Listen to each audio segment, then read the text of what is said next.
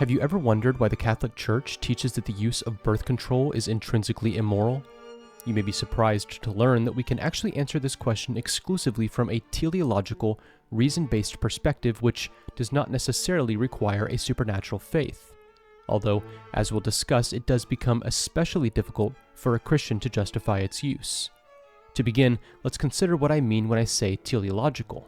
For this, we need to look back to the ancient Greek philosophical tradition, particularly to the thought of Aristotle.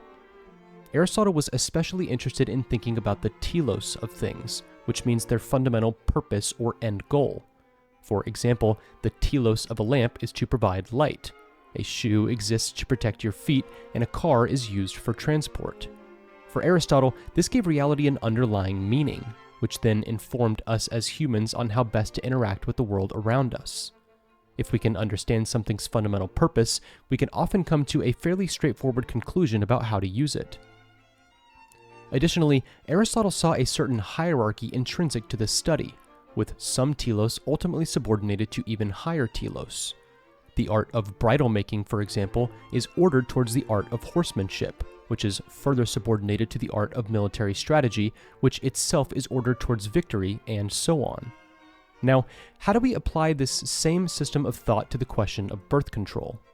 Well, if we consider the telos of the sexual act itself by first considering the telos of the sexual organs involved and the telos of the human sexual drive in general, we can see that they are ultimately subordinated to procreation and the preservation of the species. Even the most evolution-loving atheist should be able to recognize that our sexual drive is ordered towards producing more offspring. And yet, many of these same evolution-loving atheists are quick to defend sexual acts which are fundamentally disordered, not subordinated to their proper ends. Which brings us to the crux of the issue. Without a belief in God, creation itself does not necessarily have an intelligent design to it, and therefore may not actually tell us anything meaningful in its function. Thus, for a materialist naturalist who denies any supernatural creator, this reasoning can certainly be challenged.